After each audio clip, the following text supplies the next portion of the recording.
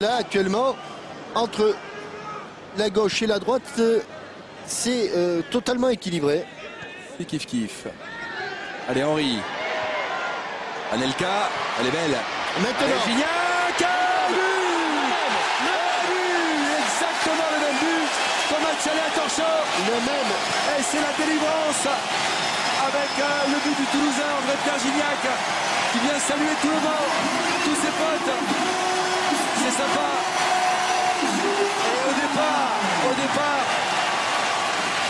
une très belle action, Henri Anelka, avec André-Pierre Gignac à la conclusion. Compliqué en forme du but du match aller avec une frappe en pivot. L'espace c'est pour Anelka. C'est pas un centre classique, un centre à terre. C'est là qu'ils ont le plus de problèmes. Son deuxième but en bleu, il a pu se retourner. Ils sont montés, hein. Jacobsen est là. Beau aussi. Tout comme Gregersen. Il y a des gabarits.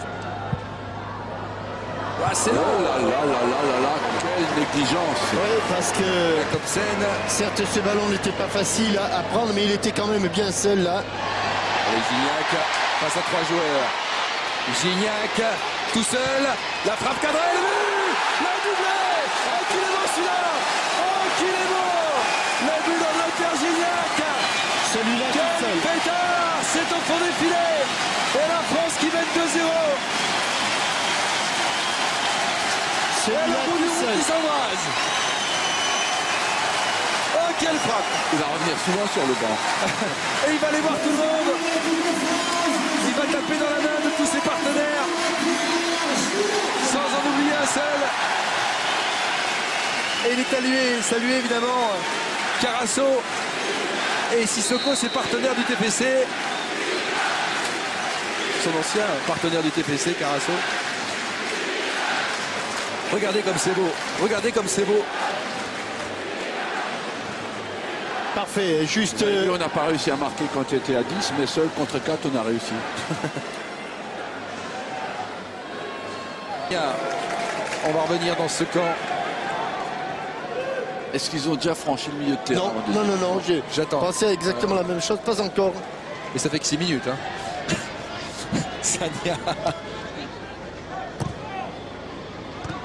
Centre. Gignac. Oui, Henri. Henri du gauche. Oh, la tête de Beau qui dévie. Ballon au corner. Et il y en a un qui est très content aussi d'arbitrer ce match, c'est le directeur de jeu. Hein, parce qu'il n'a pas beaucoup à courir. D'ailleurs, on peut se faire la réflexion aussi pour les joueurs des îles Féroé. Ils restent dans leurs 30 derniers mètres, donc ils ne courent pas tellement. Henri. Attention, elle est bonne, elle est bonne. Allez, Gallas, c'est 3-0. Là, 3-0, William Gallas. Il était monté. Ouais. Elle est bonne. Le joueur d'Arsenal. Il est toujours là au deuxième poteau. C'est un ancien attaquant, il a le sens de la trajectoire lui aussi. Et il vous l'a fait Arsenal plusieurs fois. Il l'a fait souvent. Et voilà le 3-0, les sourires de l'équipe de France. Avec un Mikkelsen qui est là encore resté totalement planté sur sa ligne de but. C'est le troisième but de William Gallas avec les Bleus.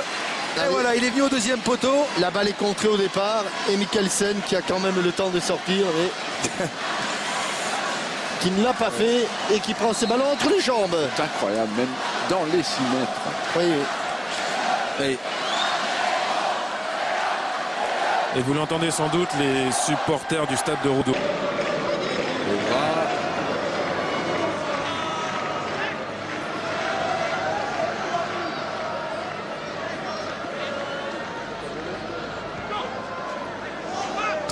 Allez. Malouda.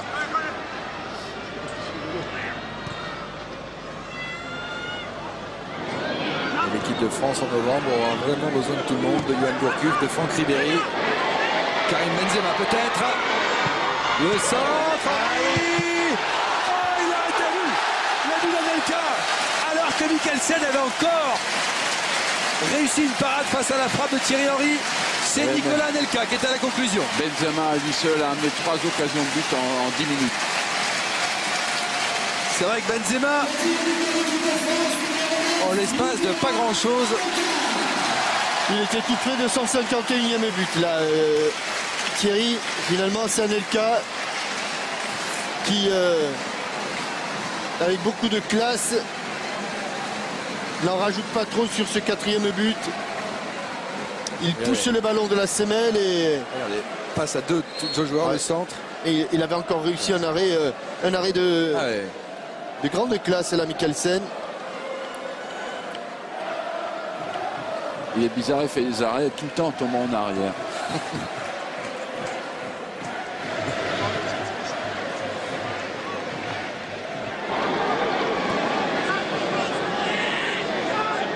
Avec Diarra. Sagna. Elka.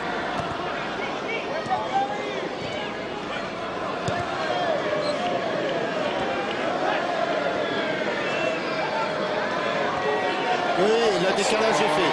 Le décalage est fait. La 5e, Karim Benzema, qui avait donné 3 bons ballons, marque le 5e but pour l'équipe de France. Ah, il est temps que ça se termine pour les îles Féroé.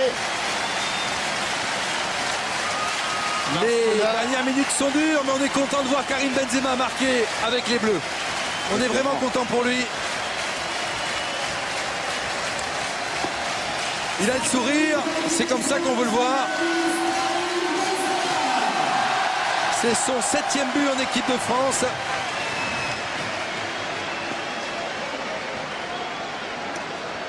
Il se met bien en place et a juste une frappe croisée coup de pied. Un peu à la manière de Gignac pour son second but.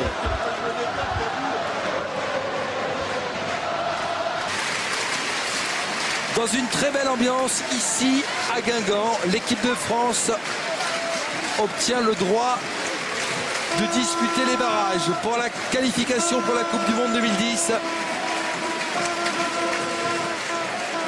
Ça va être évidemment très compliqué pour l'équipe de France en novembre. Le mois de novembre s'annonce très chaud. Sur 2 matchs, il ne faudra pas se rater. On va retrouver Raymond Domenech avec David. Oui, Raymond Domenech qui cherche à avoir des nouvelles d'Eric Abidal. Pour l'instant, vous n'en avez pas. Raymond, on va revenir sur le match. Il y a tout eu, il y a eu des buts, il y a eu la manière et un public formidable ce soir. Je pense que c'est souvent lié. Quand les joueurs sentent qu'il y a une vraie poussée, mais c'est eux qui avaient créé cette envie de voir l'équipe de France avec les matchs contre la Serbie et contre la Roumanie déjà. Et aujourd'hui, il y avait une super ambiance et les joueurs avaient envie de montrer quelque chose et de faire ce qu'il fallait pour se dire on ne sait jamais ce qui va se passer dans l'autre match. Eux ont fait ce qu'il fallait, bah, tant mieux, mais c'est dommage. Alors l'équipe de France a gagné son ticket pour les barrages. Est-ce que c'est une déception pour vous finalement de n'accéder qu'aux barrages?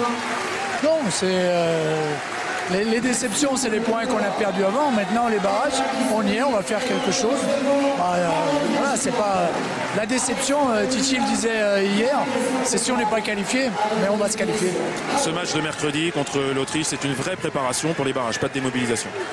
C'est un peu les deux. C'est en même temps une préparation, mais c'est en même temps le moyen aussi de faire souffler les joueurs. Peut-être, parce qu'il y en a qui vont répéter, il y a les matchs de Champions League qui arrivent, il y a 2 matchs, plus les matchs de championnat, plus certains matchs de coupe dans des pays. Donc il y a des joueurs qui vont avoir besoin de souffler aussi. Ok, merci Raymond. Voilà, et ce match contre l'Autriche prévu mercredi, qui va donc se transformer en match de préparation pour l'équipe de France, aura lieu à 21h au Stade de France. Il était prévu à 20h. Mais comme la Serbie s'est qualifiée et est déjà en Afrique du Sud, du côté de Johannesburg et de Pretoria, le coup d'envoi de manière officielle entre la France et l'Autriche a été donc donné et sera donné à 21h. Une interview David, allez-y. Oui, je suis avec Karim Benzema qui a fait une très très bonne rentrée. Karim, vous étiez plus motivé que contre la Roumanie ce soir, on l'a vu. Non, mais je ne vais pas reparler de la Roumanie, c'est un autre match. Et non, je suis rentré avec, comme je l'avais dit, l'envie de jouer. Et c'est ce que j'ai fait, mais dans l'ensemble, on a tous fait un bon match et ceux qui sont rentrés ont été bons. Est-ce que ça vous inspire le fait que la France ne se qualifie que pour les barrages pour l'instant? On a laissé des points, on va s'en vouloir qu'à nous-mêmes. On a laissé filer des points contre la Roumanie à domicile. Maintenant, j'espère qu'on va se qualifier pour les barrages, même si ça va être difficile. On ne sait pas contre qui on va tomber. Mais l'essentiel, c'est de faire aussi un bon match mercredi. Merci beaucoup, bravo pour votre entrée.